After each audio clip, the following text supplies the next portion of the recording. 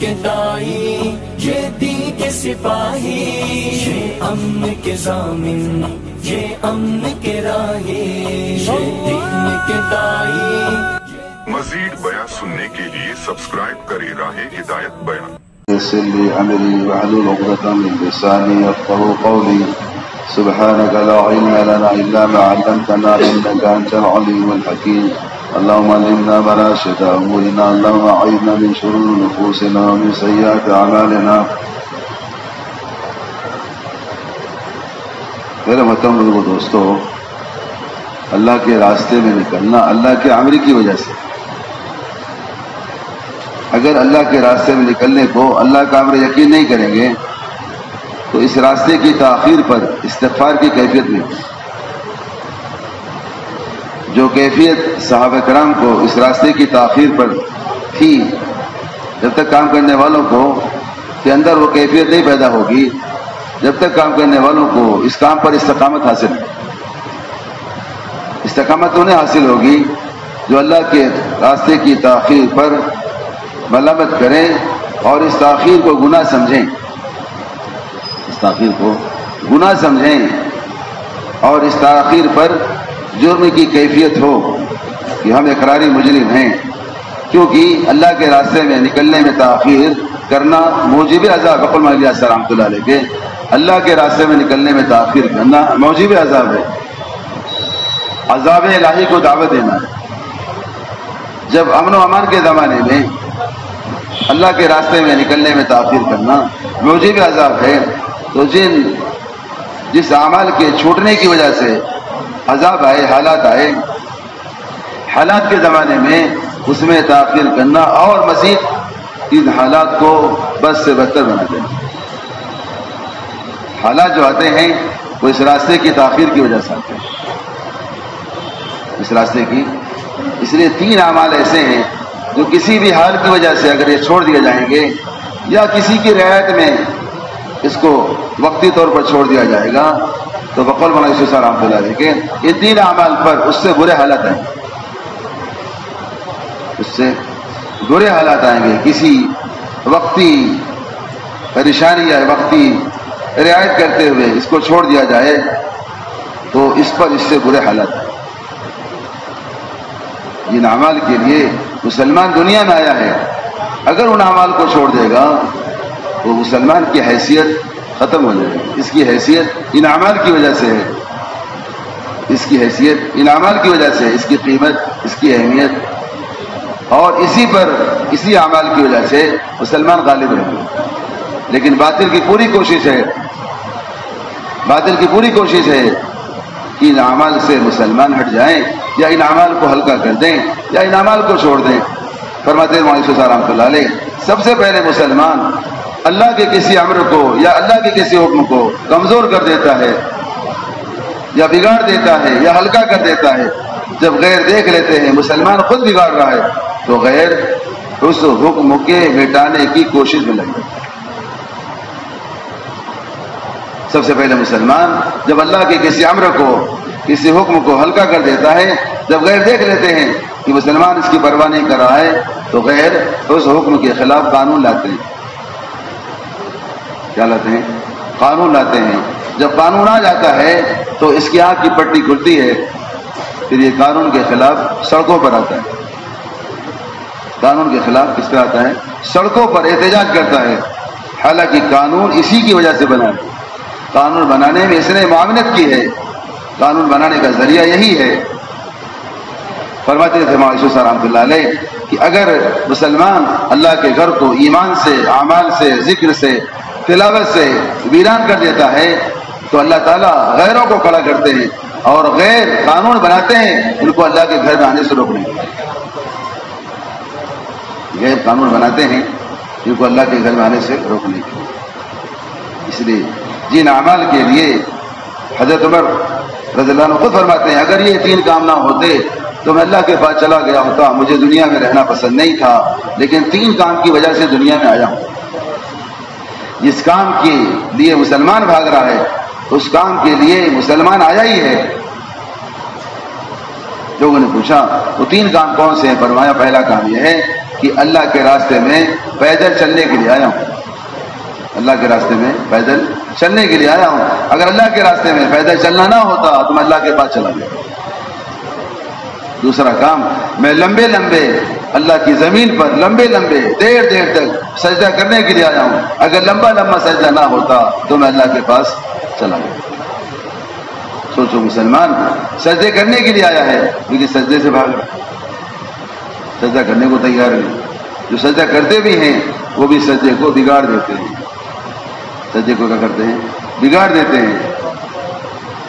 اس کو معلوم ہو جائے کہ یہ سجدہ کہاں کر رہا ہے، اس کو معلوم ہو جائے، یقین ہو جائے کہ اس کی پیشانی کہاں پر ہے، تو کبھی بھی سجدے سے سر اٹھانے کو جی نہ چاہے۔ لوگ دعائیں کرتے ہیں، لوگ دعائیں کرتے ہیں کہ اللہ موت آئے نماز میں سجدے کی حالت میں۔ حضرت شیخ رحمۃ اللہ علیہ زکریا رحمۃ اللہ نے لکھا ہے، اللہ کے بڑے بڑے احسانات مجھ پر ہیں، کس قدر احسانات کا تذکرہ کروں۔ میری بیٹی موجودہ حضرت کی دادی حضرت مایوس رحمۃ اللہ علیہ کی اہلیہ کا انتقال نماز کی حالت میں، سجدے کی حالت میں۔ نمازی کی تمنا ہے میری موت آئے سجدے کی حالت میں، روزے دار کی تمنا ہے میری موت آئے روزے کی حالت میں، حاجی کی تمنا ہے، حاجی کی تمنا ہے میری موت آئے حالت احرام میں۔ دائی کی کیا تمنا ہے؟ یہ دائی کی تمنا ہونی چاہیے کہ میری موت آئے اللہ کے راستے۔ مفتی شفیع صاحب رحمۃ اللہ علیہ جو مفتی اعظم گزرے ہیں، ان کے بیٹے حضرت مفتی تقی صاحب عثمانی فرماتے ہیں کہ ہمارے والد صاحب کی تمنا یہ تھی کہ میں اللہ سے دعا کروں کہ رمضان میں اللہ کے پاس چلا جاؤں، لیکن تمہاری وجہ سے ہمارے گھر والوں کے رمضان کے معاملات اتنے مضبوط تھے، اتنے لمبے لمبے معاملات تھے کہ میری تجہیز اور تکفین کی وجہ سے تمہارے معاملات متاثر ہوں گے، ورنہ میں اللہ سے دعا کرتا کہ اللہ مجھے رمضان میں بلائے، اللہ مجھے بلا لے رمضان میں بلائے۔ تیسرا کام یہ ہے کہ میں نیک و صلح لوگوں کے پاس بیٹھ کر اچھی اچھی بات سننے کے لیے، اگر یہ اچھی اچھی باتیں نہ ہوتی، یعنی تعلیم کے حلقوں میں بیٹھ کر اللہ اس کے رسول کی باتیں سننے کو نہ ہوتی تو میں اللہ کے پاس چلا۔ مسلمان تعلیم کو کسی خاص جماعت سے منسوب کر کے تعلیم چھوڑ دے بات، مسلمان تعلیم کو کسی خاص طبقے یا خاص جماعت کے ساتھ منسوب کر کے تعلیم چھوڑ دے بات۔ بتاؤ، فرماتے تھے یہ تین اعمال ایسے ہیں، دعوت، فقر محسوس رحمۃ اللہ علیہ کے یہ تین اعمال ایسے ہیں، دعوت، عبادت اور تعلیم، اگر یہ کسی حال کی وجہ سے چھوڑ دیے جائیں گے تو اس سے برے حالات آئیں گے، اس سے برے حالات آئیں گے۔ باطل کی نگاہ انہی اعمال پر ہے، باطل کی نگاہ، اس لیے باطل نے ایک ساتھ ان تینوں اعمال پر حملے کیے، باطل کے حملے ایک ساتھ ان تینوں اعمال پر ہوئے، دعوت پر، عبادت پر اور تعلیم پر، یعنی مراکز پر، مساجد پر، مدارس پر، مراکز پر، مساجد پر،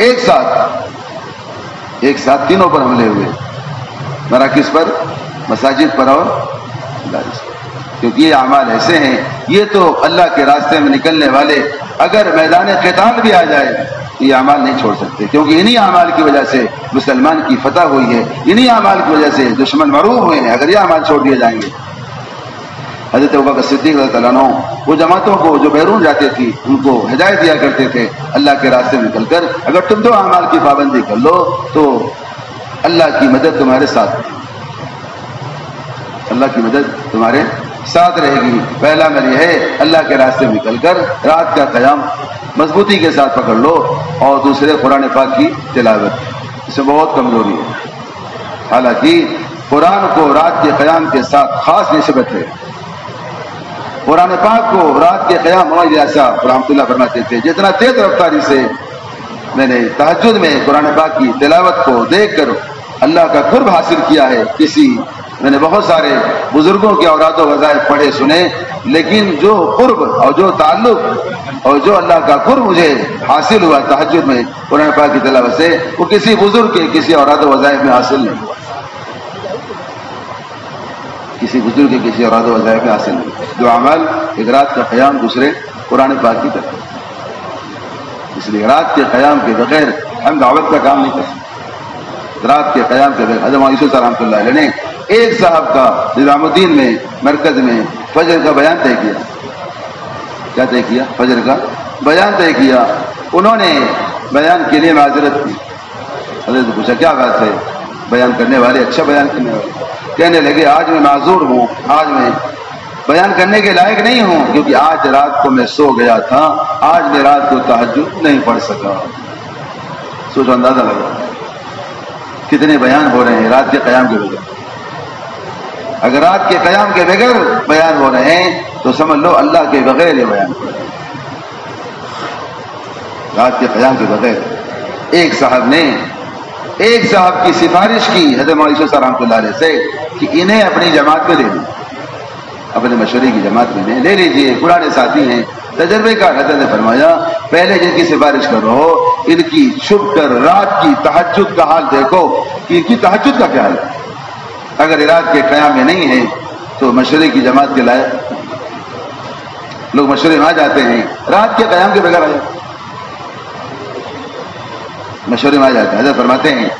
حضرت فرماتے ہیں لوگ دنیاوی حاجت کے لیے, دنیاوی تقاضے کے لیے, بشری حاجتوں کے لیے استخارہ کرتے ہیں, اس سے پہلے 2 رکعت نماز پڑھتے ہیں. دین جو مطلوب ہے, مقصود ہے, محبوب ہے, اس دین کے مشورے میں آتے ہیں تو بغیر 2 رکعت کے آتے ہیں. رات کو اٹھ کر یہ قیام کرتا, تہجد پڑھتا, اللہ سے کہتا, مخلوق سے کہہ کر آتا ہے, مشورے میں آتا ہے, ان سے کہہ کر, گھر والوں سے کہہ کر, دوستوں سے کہہ کر, جن کا کام ہے ان سے کہہ کر. اس لیے اگر رات کے قیام کے بغیر مشورے میں آ رہا ہے تو سمجھ لو ان کی راہوں میں انشراح نہیں, ان کی راہوں میں انشراح نہیں, اور ان کی راہوں پر اللہ اکبر, ان کی راہوں میں انشراح نہیں ہوگا, اور ان کی رائے اللہ کے ہاں مقبول بھی نہیں. حاجی صاحب فرماتے تھے, حاجی عبدالوہاب صاحب رحمۃ اللہ علیہ, مشورے میں آؤ باوضو آؤ. کیسے آئیں؟ باوضو آؤ, باوضو آؤ, 2 رکعت نماز پڑھ کر آؤ, اللہ سے دعا کر کے آؤ کہ اے اللہ سے دعا کر کے آؤ, اے اللہ مشورے میں جا رہا ہوں, جو مشورے میں رائے آپ کو پسند ہو, جو مشورے میں رائے آپ کو پسند ہو وہ ہمارے دلوں میں اور ہمارے ساتھیوں کے دلوں میں اتار دیجئے. جو رائے آپ کو ناپسند ہو وہ ہمارے دل سے اور ساتھیوں کے دلوں سے نکال کر جھڑک گئی. کیا پتا اللہ کو ہماری کون سی رائے پسند ہے. اس لیے فخر مالی آصر رحمۃ اللہ علیہ کے مشورے میں اصرار کرنا, مشورے میں اصرار کرنے والا یا مشورے میں اڑنے والا تنہا رہ جاتا ہے, جماعت سے الگ ہو جاتا ہے. مشورے کا اپنی راہوں پر اصرار کرنا انکار تک پہنچا دیتا ہے, اصرار انکار تک پہنچا دیتا ہے. اس لیے اصرار نہ ہو بلکہ اللہ سے دعا کر کے آئیں کہ اللہ جو مشورے میں آپ کو پسند ہو وہ رائے ہم پر اتار دیجیے, جو رائے پسند نہ ہو اس کو ہمارے دلوں سے نکال دیجیے. فرماتے ہیں لوگ بیان کرنے جاتے ہیں تو ذمہ داروں سے پوچھتے ہیں امیر صاحب کیا بیان ہونا چاہیے, امیر صاحب کیا بیان ہونا چاہیے. جاتے جاتے کسی کا مغرب کا بیان, کسی کا فجر کا بیان, جاتے جاتے امیر صاحب کیا بات ہونی چاہیے. فرماتے ہیں اگر اس کی فکر ہوتی تو امیر صاحب سے نہیں پوچھتا بلکہ رات کو اٹھتا, تہجد پڑھتا, اللہ سے کہتا ہے اللہ میرے ذمے فجر میں یا ظہر میں عصر میں مذاکرہ ہے, آپ بتلائیے مجھے کیا بات کرنی, آپ بتلائیے مجھے کیا بات کرنی ہے, آپ بتلائیے جو چیز آپ کو پسند ہو وہ ہمارے دلوں پر اتار دیجیے. عجیب بات ہے. فرماتے ہیں کام کرنے والے روزانہ اپنے دن بھر کے اعمال کی کارگزاری اپنے اللہ کو تنہائی میں سنائے کریں. میں نے غور کیا, اگر روزانہ اپنے دن بھر کے اعمال کی کارگزاری, اعمال دعوت کی, اعمال عبادت کی, دعوت اور عبادت کی کارگزاری اگر اپنے اللہ کو سناتے رہیں تو ماہانہ جوڑوں کی کارگزاری سے محروم نہ رہیں. جیسے ایک کارخانے کا ملازم, کارخانہ بہت چلتا ہے سب کارخانے آواز آ رہی, ایک کارخانے کا ملازم, ایک کارخانے کا کارخانے سے آئے ہوئے, ایک کارخانے کا ملازم اپنے دن بھر کے کام کی کارگزاری اپنے کارخانے کے مالک کو سناتے نہیں سناتے یہ کام ہوا, یہ کام ہوا, اور پوری کوشش ہوتی ہے کہ مالک کو, کارخانے کے مالک کو ہمارا کام پسند آئے, تاکہ پسند آ جائے تو کل بھی ہمیں کام ملے, آئندہ بھی ہمیں کام ملے.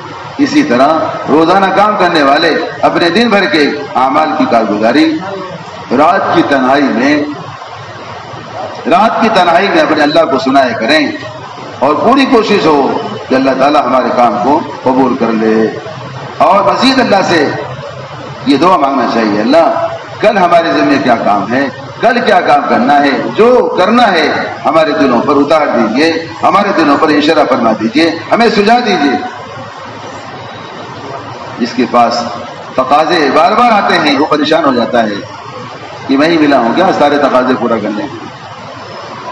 حالانکہ کسی کے پاس اگر نئے تقاضے آتے ہیں یا تقاضے ابھر کر آتے ہیں یا تقاضے اس کے اوپر لائے جاتے ہیں تو سمجھ لو اس کے پچھلے تقاضے اللہ نے قبول کر لیے۔ بس کسی عمل کی توفیق کا ملنا اس کے گزشتہ عمل کی قبولیت کے علامت ہے۔ جو عمل قبول ہوتے ہیں اس عمل کی توفیق ملتی ہے۔ ڈرنا ان کو چاہیے جن کے پاس تقاضے نہیں آتے۔ ڈرنے کی بات یہ ہے کہیں میرے تقاضے معلق تو نہیں، کہیں میرے تقاضے معلق تو نہیں ہیں۔ خوشی کا موقع تو یہ ہے جن کے پاس بار بار تقاضے آئیں وہ تو تقاضوں کا اکرام کرے۔ دوسری بات یہ ہے جو تقاضے دیے جائیں اپنی ذات سے پورا کرے، کسی اور کے حوالے نہ کرے۔ دو باتیں ہیں، جو تقاضے دیے جائیں اپنی ذات سے پورا کرے، کسی کے حوالے نہ کرے، اور تقاضے کے پورا کرنے میں تاخیر بھی نہ۔ وقت مجاز رحمۃ اللہ علیہ کے اس راستے کے تقاضے میں تاخیر پیدا کرنا موجب عذاب ہے۔ اس راستے کے تقاضے میں تاخیر پیدا کرنا عذاب الہی کو دعوت دینا ہے۔ اپنی ذات سے خود پورا کرے، اپنی ذات سے کسی کے حوالے نہ کرے، اور پورا کرنے میں تاخیر بھی نہ کرے۔ حضرت علی رضی اللہ عنہ نے اپنے ساتھیوں سے فرمایا کہ کچھ ہم نے دین کے تقاضے دیے تھے، آپ نے پورا کر لیا؟ ساتھیوں نے کہا حضرت پورا نہیں کر سکے، تقاضے ویسے پینڈنگ رہ گئے، باقی رہ گئے۔ حضرت نے فرمایا کہ جو تقاضے دیے جائیں اس کو وقت پر پورا کر لیا کرو، ورنہ یہود و نصارہ تمہاری گردنوں پر سوار ہو جائیں گے۔ یہی وجہ ہے اس وقت مسلمانوں کی گردنوں پر یہود و نصارہ کے سوار ہونے کی۔ جو تقاضے دیے جاتے ہیں وہ تقاضے پورے نہیں ہو رہے ہیں۔ حضرت یحییٰ علیہ السلام سے باری تعالیٰ نے فرمایا، یحییٰ علیہ السلام ایک تقاضا دیا، نبیوں کو بھی تقاضے دیے جاتے تھے۔ تقاضا یہ تھا کہ تم بنی اسرائیل کو بیت المقدس میں جمع کر کے ہماری 5 باتیں جو امانت ہے پہنچاؤ۔ باتوں کا پہنچانا امانت ہے، باتوں کو پہنچانا امانت ہے۔ اس امانت کا حساب ہوگا، اس امانت کے بارے میں سوال ہوگا۔ ہماری 5 باتیں بیت المقدس جو مقدس مقام ہے، اس لیے مقدس مقام پر جمع کر کے بات سنانے کے اثرات اور ہوتے ہیں، اس لیے مسجدیں بنتی ہیں ہدایت کے لیے۔ حضرت الیاس صاحب رحمۃ اللہ فرماتے تھے اللہ کا شکر ہے، اللہ کا فضل ہے، اتنی قربانیاں اس سرزمین نظام الدین کی 4 دیواری میں مدفون ہیں کہ قیامت تک اس کے اثرات ختم ہونے والے ہیں۔ اتنی قربانیاں اس مرکز نظام الدین میں مدفون ہے حضرت کے انتقال سے پہلے 1944 سے پہلے۔ اس کے بعد حضرت مولانا یوسف صاحب رحمۃ اللہ علیہ کی قربانی مزید تقریباً 21 سال، حضرت جی رحمۃ اللہ علیہ قربانی مزید 30 سال، حضرت مولانا زبیر صاحب موجودہ حضرت کی قربانی 1 سال 2015 تک، اس کے بعد حضرت کی قربانی، حضرت کے بیٹوں کی قربانی، اس خاندان کی قربانی، یہ تو مزید ہے۔ قربانیوں کے اثرات ہوتے ہیں، قربانیوں کے کیا ہوتے ہیں؟ اتنی قربانیاں مدفون ہیں۔ قربانی کہاں سے لائیں گے؟ باتیں تو آ جائیں گی، قربانی کہاں سے لائیں گے؟ ہماری 5 باتیں پہنچاؤ، جن سے کہو اللہ پر ایمان لائیں۔ پہلے کیا کریں؟ اللہ پر ایمان لائیں۔ جن سے کہو، کس سے کہیں؟ بنی اسرائیل سے کہو کہ نماز قائم کریں، ان سے کہو زکوٰۃ وقت پر ادا کریں، ان سے کہو رمضان کے روزے رکھیں، اور ان سے کہو اللہ کا ذکر کثرت سے کیا کریں۔ 5 باتیں: ایمان، نماز، ذکر اور زکوٰۃ اور روزہ۔ کسی وجہ سے حضرت یحییٰ علیہ السلام سے اس تقاضے کے پورا کرنے میں تاخیر ہو گئی۔ کیا ہو گئی؟ تاخیر ہو گئی۔ ان کے چچا زاد بھائی یا خالہ زاد بھائی حضرت عیسیٰ علیہ السلام اسی زمانے میں تھے۔ بھائی لگتے تھے رشتے میں، انہوں نے یاد دلائی کہ میرے بھائی ایک ذمہ داری اللہ نے دی تھی، آپ نے پورا نہیں کیا، اگر آپ کسی وجہ سے مشغول ہیں تو میں فارغ ہوں، لاؤ یہ تقاضے میں پورا کر دیتا. سنیں غور سے، تقاضے میں پورا کر دیتا ہوں، میں فارغ ہوں، ہاں میں ادھر ہی جا رہا ہوں، مستورات کا آپ کے ذمہ تھا، میں پورا کر کے آ جاؤں، میں وہیں جا رہا ہوں، آپ یہیں رک جائیں، یا آپ وہیں گئے میرا بھی تقاضا پورا کر دیا. حضرت یحییٰ علیہ السلام نے فرمایا اپنے بھائی سے، عیسیٰ علیہ السلام آپ ہرگز ایسا مت کرنا، جو ذمہ داری اللہ نے مجھ پر ڈالی ہے اگر آپ نے پورا کر دیا تو اللہ مجھ پر عذاب لائیں گے، مجھ کو زمین میں دھسا دیں. یہ سوچنے کی بات ہے. تقاضے میں تاخیر نہیں ہونا چاہیے، تقاضے میں تاخیر نہیں ہونا چاہیے، اور تقاضے کسی اور کے حوالے نہیں. جس کو جو تقاضا دیا جائے اپنی ذات سے پورا کرے. تقاضے کے ملنے پر خوشی کا اظہار کرے، شکر کا مقام ہے تقاضے بار بار ملے، کیونکہ جس کے تقاضے آئندہ کے تقاضے ان پر کھولے جاتے ہیں جو گزشتہ تقاضے قبول کر لیتے ہیں، جو تقاضے پورا نہیں کرتے وہ آئندہ کے تقاضے سے محروم رہ جاتے ہیں. دوسری بات یہ ہے، حضرت مولانا صاحب رحمۃ اللہ فرماتے تھے دعوت اور عبادت کو جمع کرنا یہ تسخیر عالم کا نسخہ ہے. اس کے بغیر عالم کی کوئی طاقت، عالم کی کوئی مادی شکل مسخر ہو نہیں سکتی. اس کی مسلمان کے لیے ہر زمانے میں بڑی بڑی طاقتیں، یہاں تک کہ قیصر و کسریٰ کی بڑی بڑی طاقتیں. فرماتے مولانا صاحب رحمۃ اللہ علیہ جب صحابہ کرام دعوت اور عبادت کو لے کر عالم میں پھر رہے تھے تو قیصر و کسریٰ کے بیش قیمتی خزانے صحابہ کے ٹھوکروں میں آ رہے تھے، قدموں میں آ رہے تھے. جب صحابہ کرام دعوت اور عبادت کو لے کر پھر رہے تھے تو قیصر و کسریٰ کی شہزادیاں ہمارے صحابہ کرام کی بادیاں بن گئی، شہزادیاں بادیاں بن گئی اور شہزادے غلام بن رہے تھے. آج محنت کے چھوٹنے کی وجہ سے جو ہمارے غلام بن رہے تھے ہم ان کے غلام بن رہے. یہ غلامی ہے. وہ بکر صدیق رضی اللہ عنہ کا مشہور قول ہے اس امت پر ذلت کا توق ڈالا گیا ہے، اس امت پر ذلت کا توق ڈالا گیا ہے. اس امت سے ذلت اس وقت تک نہیں ہٹائی جائے گی جب تک امت دوبارہ امر بالمعروف بنا اس بنا جائے. اس لیے ہم دعوت اور عبادت کو لے کر پھریں، پھر دیکھیں اللہ کی مدد کیسے ہمارے ساتھ ہوتی ہے. لیکن ہماری تفریح کی ہو گئی، ہم ایک طرف دعوت والے ہو گئے، ایک طرف عبادت والے ہو گئے.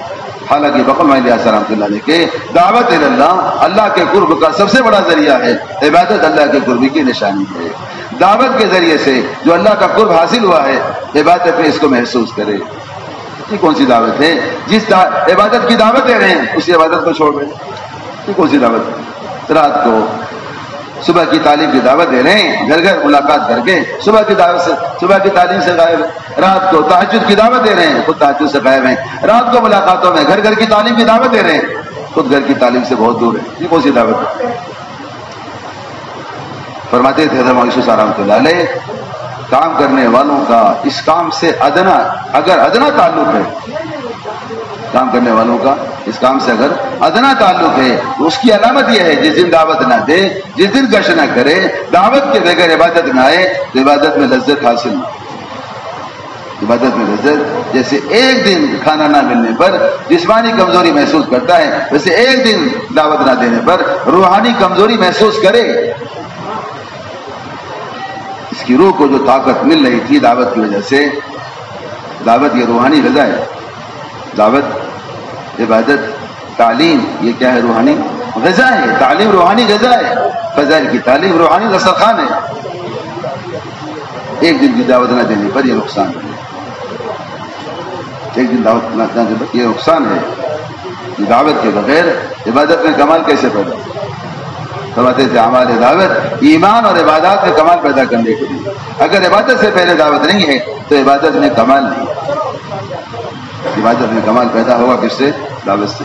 تو دعوت مستقل ایک فریضہ ہے جس کو ہم فریضہ نہیں سمجھتے.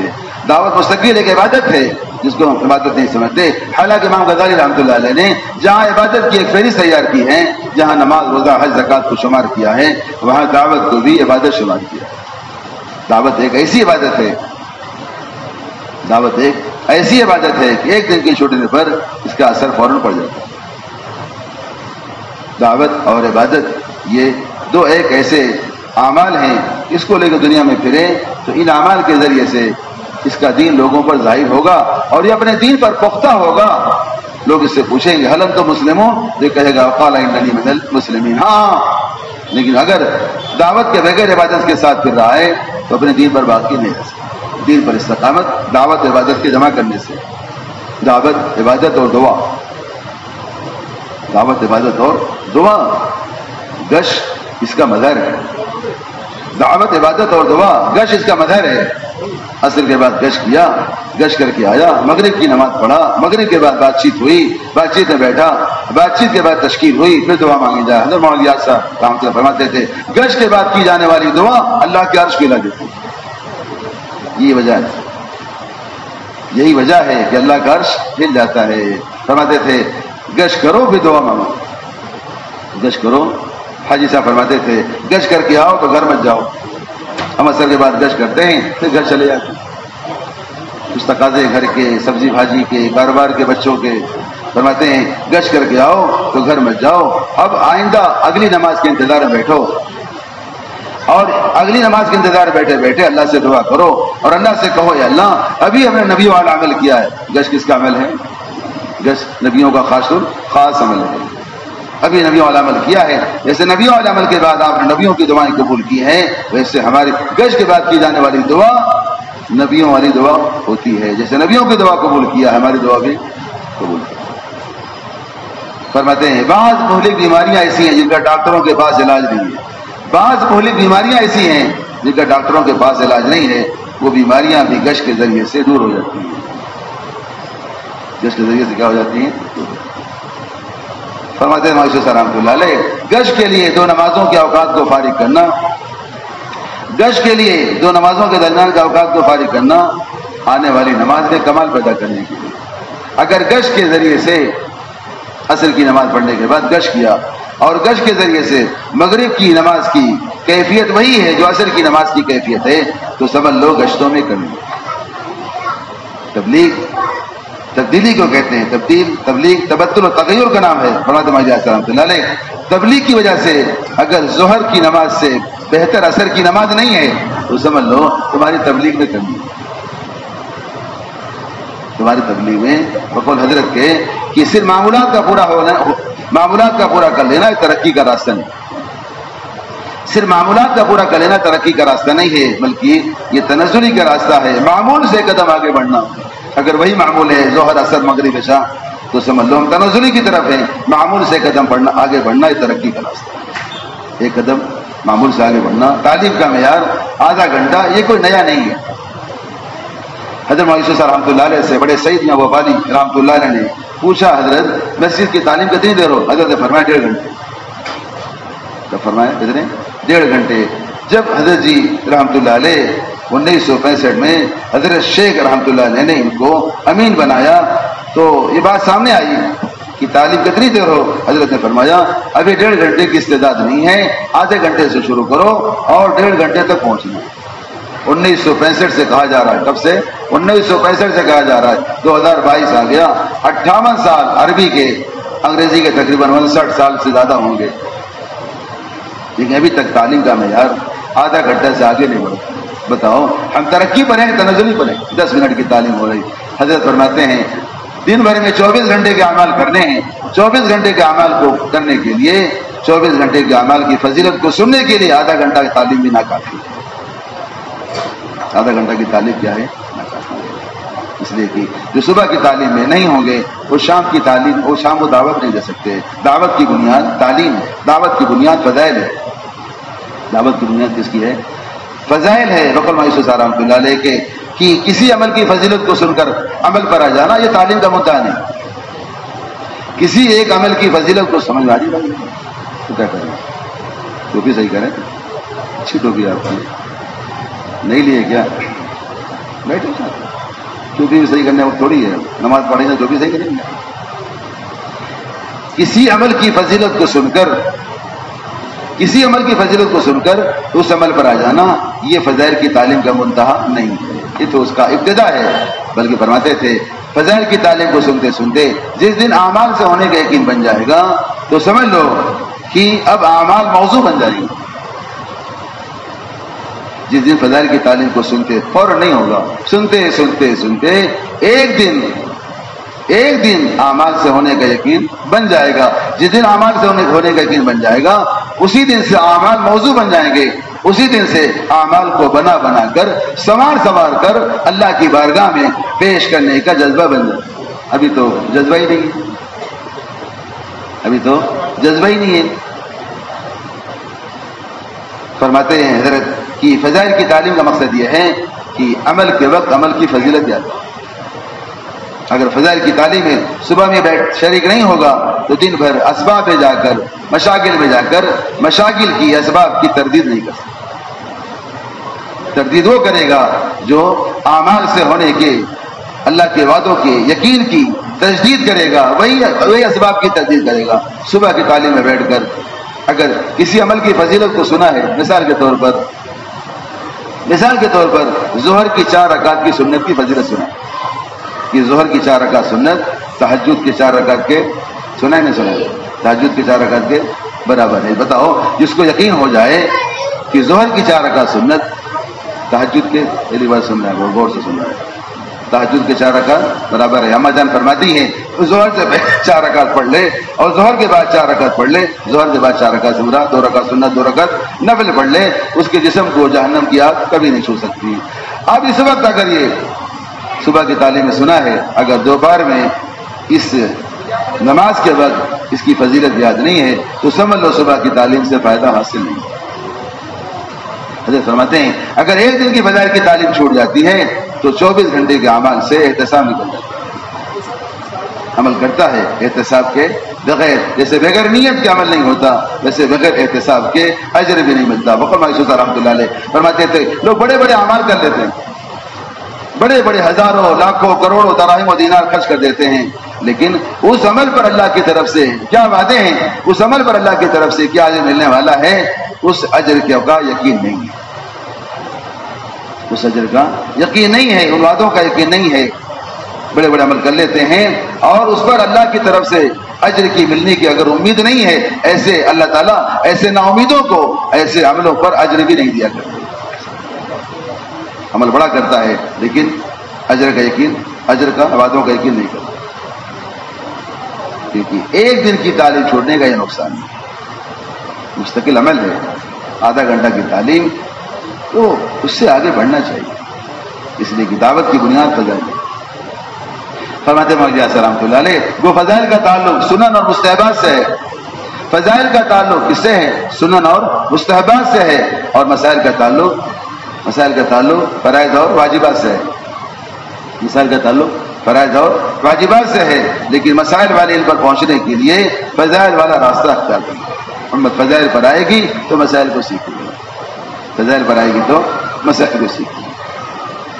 اس لیے شام کو جب کاروبار سے، تجارت سے، مشغلے سے واپس آئے تو مسجد کی تعلیم میں شریک ہو کر، مسجد کی آبادی کی محنت کر کے، مسجد میں اعمال کے فضائل کو سن کر اب گھر جائے گا تو اپنی کمائی کی نفی اور تردید کرے گا.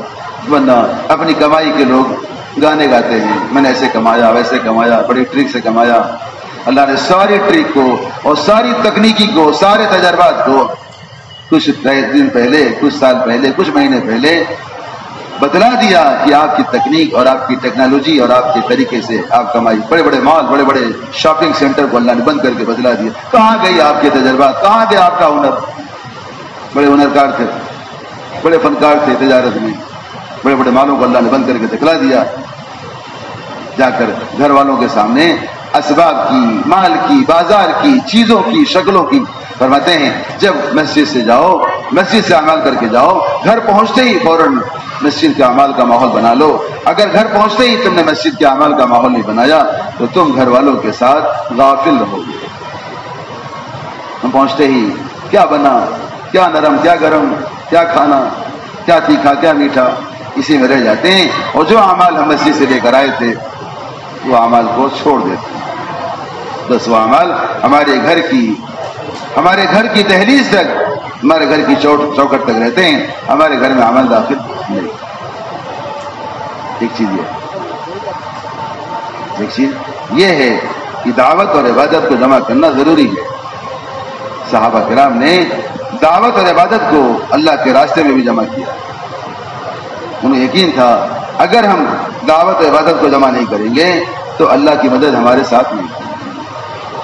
یوشع بن نون اللہ کے راستے میں، عصر کی نماز کا وقت ہو، داعی تو دوسروں کی عبادت کے لیے بے چین رہتا ہے، اس کی عبادت کیسے چھوڑے؟ داعی تو دوسروں کی عبادت کے لیے اللہ یہ دیکھنا چاہتے ہیں، اللہ یہ دیکھنا چاہتے ہیں ہمارے ان بندوں کے دلوں میں اس عبادت کی کتنی اہمیت ہے۔ ہمارے بندوں کے دلوں میں جنہیں ہم نے عبادت کی توفیق دی ہے، ان کے دلوں میں ان بندوں کی عبادت کی کتنی اہمیت ہے جو عبادت سے بہت دور۔ عصر کا وقت ہو گیا، اللہ سے دعا کریں اللہ ایک طرف آپ کا حکم ہے کہ آپ کے بندوں کو آپ کی طرف بلائیں، دعوت دینا اللہ کا حکم ہے، دعوت دینا اللہ کا امر ہے، دعوت دینا اللہ کا امر ہے۔ جب تک امر یقین نہیں کریں گے جب تک دعوت پر استقامت حاصل نہیں ہوگی۔ ایک طرف آپ کا حکم ہے آپ کے بندوں کو آپ کی طرف بلایا جائے، دوسری طرف آپ کا حکم ہے کہ نماز قائم کیا جائے، دونوں احکام ایک ساتھ جمع ہوں گے۔ اب اگر دشمن سے مقابلہ کریں تو عصر کی نماز قضا ہو جائے، عصر کی نماز پڑھیں تو دشمن تو طاعت میں رہتے ہی تھے، دشمن تو طاعت میں رہتے ہی تھے، نماز میں آ جائیں۔ اتنا جان کا خطرہ ہے پھر بھی عبادت نہیں چھوڑتے، جان کا خطرہ ہے، دشمن مقابلے میں ہے اور دشمن کا سپہ سالار اپنی پورے ساز و سامان کے ساتھ اپنی لشکر کے ساتھ قریب آ چکا ہے۔ مسلمان کا سپہ سالار یہاں تک قریب آ گیا کہ لوگ بس انتظار میں ہیں کہ حملہ ہو جائے۔ جان کی پرواہ نہ کر جرجا کو حضرت خالد بن ولید رضی اللہ عنہ دعوت دے دیا۔ اللہ نے دیکھ لیا کہ اس بندے کے دل میں میرے بندے کی ہدایت کی کتنی تمنا ہے، اللہ نے فوراً جرجا کو ہدایت دے دی۔ یس اللہ سے دعا کریں اللہ سورج بھی معمور ہے، ہم بھی معمور ہیں، فرق یہ ہے سورج ہمارے لیے معمور ہے اور ہم آپ کے لیے معمور ہیں۔ اللہ سورج کو یہ مسخر کر دیجئے۔ اللہ نے سورج کو مسخر کر دیا، سورج وہی رکا رہا اطمینان سے عصر کی نماز پڑھنے کے بعد آگے بڑھا۔ اس کے بغیر عالم کی کوئی طاقت مسخر نہیں ہوتی۔ اس کے لیے اللہ تعالیٰ نے ہمارے صوبے کی پہچان مقامی محنت سے کی ہے۔ ملکوں میں جماعتیں جاتی ہیں مقامی اعمال کے ذریعے سے، اللہ نے ثابت کر دیا کہ اتنا بڑا اجتماع بھی مقامی اعمال سے ہی ہو سکتا ہے، اتنا بڑا اجتماع مقامی اعمال سے ہو سکتا ہے، مقامی محنت میں۔ بقول حضرت جی رحمۃ اللہ علیہ کے اللہ تعالیٰ نے مقامی محنتوں میں مقامی اعمال میں سارے عالم کے انسانوں کی ہدایت کو چھپا دیا، جیسے اللہ نے سارے باغات کو ایک آم کی گٹھلی میں چھپا دیا۔ عقل مندوں کو نظر آتا ہے کہ اس میں ہزاروں باغ ہیں، بیوقوفوں کو نظر نہیں آتا۔ عقل مندوں کو نظر آتا ہے کہ مقامی کام یہ گشت صرف ایک بستی تک یا ایک گلی تک محدود نہیں ہے، بلکہ ایک بستی کا گشت میاں جی محراب رحمۃ اللہ علیہ کو بھیجا، مولانا یاسر رحمۃ اللہ علیہ نے گشت کے لیے جب واپس آئے آپ نے فرمایا میاں جی جانتے ہو آج تمہارے گشت والے عمل کی وجہ سے اللہ نے انگلینڈ کے باطل کے سروں پر ہتھوڑا مار دیا۔ سوچو اندازہ۔ حضرت جی رحمۃ اللہ فرماتے تھے تم گھر کی تعلیم کر کے سو جاؤ، تم گھر کی تعلیم کر کے سو جاؤ گے، گھر گھر کی ملاقات کر کے سو جاؤ گے، جیسے دنیا والے رات کو سو جاتے ہیں صبح کو اٹھتے ہی ملکوں سے اخبارات کے ذریعے سے خبریں آتی ہیں، سانحات کی، حادثات کی، زلزلوں کی، سونامی کی، موسمیات کی، سیلاب کی مختلف خبریں آتی ہیں، رات کو نہیں ہوتا۔ صبح کو اخبار بیچنے والا اخبار کو ان سرخیوں کے ذریعے سے اخبار بیچ دیتا ہے، لوگ اخبار بیچ کر دیکھتے ہیں۔ فرماتے تھے تم رات کی تعلیم کر کے گھر گھر کی ملاقات کر کے رات کو سو جاؤ گے، صبح کو اٹھتے ہی ملکوں سے ہدایت کی خبریں سنو گے۔ فرماتے مقصود رحمۃ اللہ علیہ اگر ایک شوہر اپنی بیوی کو بند کمرے میں دعوت دے رہا ہے، ایک بیوی اپنے شوہر کو اپنے گھر میں دعوت دے رہی ہے، بیوی متقیہ ہے، پرہیزگار ہے، بیوی کو پتا ہے کہ میری آواز باہر نہیں جانا چاہیے، جس طرح عورت کا پردہ ہے اس طرح اس کی آواز کا بھی پردہ ہے، لیکن ساری بازار مسلمان کی عورتوں کی آواز سے گونج رہی ہے، کیا بات، ساری بازار، سارا لین دین، ساری بارگیننگ، کہنے والے یہاں تک کہتے رہتے بیچارے کہ ہماری بہو بہت ہوشیار ہے، بڑی پڑھی لکھی ہے، اور زیورات خریدنے میں بہت ماہر ہے، زیورات کو پرکھنے میں، اس کو دیکھنے میں، اور پورے محلے کی شادیوں کے زیورات کون خریدتی ہے؟ نئی نئی بہو آتی ہے تو گھر والے کہتے ہیں نئی نئی بہو ہے، ابھی تعلیم میں آنے کے لائق نہیں. سوچو، اندازہ لگاؤ. تو سن کے حیران رہ گیا، یہ تعلیم میں نہیں آ سکتی اور زیورات خرید رہی ہے. اس عورت جو شوہر کو دعوت دے رہی ہے اس کو پتا ہے کہ میری آواز باہر نہیں جاتی، یہاں تک کہ گھر کے کمرے کے دوسرے کمرے میں جو بچے بھی ہیں وہ بھی ماں باپ کی آواز کو نہیں سن رہے. اللہ تعالیٰ اس دھیمی سی آواز کو، ہلکی سی آواز کو، اس شوہر بیوی کی دعوت کو پورے عالم میں پہنچا دیتے. فرماتے ہیں معاشرت رحمۃ اللہ علیہ، ایک شوہر ایک بیوی اپنے گھر میں بیٹھ کر اللہ کے دین کے بارے میں فکر کرتے ہیں. فکر تو بہت ہوتی ہے، بچہ پیدا ہو گیا تبھی سے فکر، بڑے ہونے تک پڑھائی، شادی بیاہ، ٹیوشن، یہ سب ساری فکریں. کاش یہ فکر اللہ کے دین کی ہوتی، اللہ اس میاں بیوی کے فکر کو سارے عالم پہنچا دیتے. آگے فرماتے تھے حضرت مولانا صاحب رحمۃ اللہ علیہ، محنت کا جائے وقوع کہیں پر ہو، محنت چاہے مالیگاؤں ہو چاہے اولا میں ہو، محنت کا جائے وقوع کہیں پر ہو، اللہ اس کے اثرات کو سارے عالم پر پہنچا دیتے. سارے عالم پر کیا کرتے ہیں؟ سوچو، جب ایک گھر کی دعوت، ایک فرد کی دعوت، ایک گلی کا گشت، ایک گلی کا گشت، ایک سمندر کے ساحل تک پہنچ کر گشت، تم سمندر تک پہنچ کر، سمندر کے ساحل تک تم سمندر کے ساحل تک پہنچ کر گشت کرو گے، اللہ قادر ہے تمہارے گشتوں کو 7 سمندر پار پہنچا دے. تو اتنی بڑی محنت ہو رہی ہے، اتنی بڑی محنت ہو رہی ہے، جہاں ہزاروں کا مجموعہ اس محنت میں لگا ہوا. بتلاؤ اس محنت کے اثرات عالم پہ نہیں پڑے؟ میں یہ ذرا کہنا چاہ رہا تھا. ہر ملک میں ہم نہیں جا سکتے، قوانین کے اڑچن ہیں، ویزے کے مسائل ہیں، زبان کے مسائل ہیں، اخراجات کے مسائل ہیں، اوقات کے مسائل ہیں، لیکن ہماری محنت سارے عالم میں جائے گی. ہم یہاں رہتے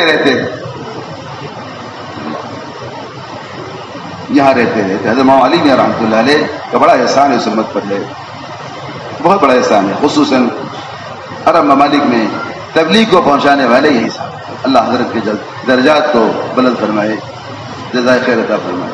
فرماتے تھے ایک عبادت گزار، دن بھر روزہ رکھنے والا، رات بھر شفیداری کرنے والا، لاکھوں کروڑ دراہم و دینار خرچ کرنے والا اس شخص کے عمل کو نہیں پہنچ سکتا جو اللہ کے راستے میں نکل کر لوگوں کی ہدایت کے لیے بھیجے. کیونکہ اس کا عمل بہت اونچا ہے، نعوذ باللہ، انکار تحقیر نہیں ہے، یہ عمل تو بہت اونچا ہے. فرماتے تھے لیکن اس کی ذات تک محدود ہے، اس کی ذات تک محدود ہے، لیکن اس کی فکریں یہ مرنے کے بعد ہی باقی ہے. اس کے لیے الحمدللہ ہمارے ایک ترتیب قائم کی گئی، ایک محنت ہو رہی ہے. اللہ کا فضل ہے، کچھ لوگ 84 دن کے لیے نکلے، اللہ بہت مبارک کرے، اللہ قبول فرمائے. پھر تھوڑی رعایت کی گئی، 60 دن کے لیے بھی نکلے، اللہ انہیں بھی قبول فرمائے. پھر رعایت کی گئی 50 دن کے لیے. ابھی ہمارے پاس 60 دن 5 دن باقی ہے. 14 اکتوبر سے نکلنے کے پہلے 4 دن 5 دن باقی ہے. اس لیے وہ حضرات چلہ تو لگاتے ہی ہیں، پہلے 48 دن کا بھی چلہ لگا چکے، 50 دن کا بھی چلہ لگا. اب آج سے بدلائیں انشاءاللہ. کون کون ایسے لوگ ہیں جو آج سے اللہ کے راستے میں نکلنے کو تیار؟ ذرا آپ کھڑوں کا نام لکھاؤ. ابھی دھلیا میں الحمدللہ مجھے لگتا ہے 30-35 نام نقد آ گیا. 30-35 نام آج سے نکلنے والے، سب کے سب نوجوان تھے. یہاں پر بھی نوجوان بھی ہے ماشاءاللہ. کیا نام؟ مظہر بھائی. کون سی مسجد ہے؟ زینب مسجد. آج سے اللہ تعالیٰ، آج سے نا اللہ قبول فرمائے، اللہ قبول فرمائے. اور نوجوان بدلائیں، اور نوجوان بدلائیں ماشاءاللہ. بدلا آج سے نقد. محمد آپ کی وہاں بھی، آپ کی بھی عاقب تھے ماشاءاللہ، بہت قبول فرمائے.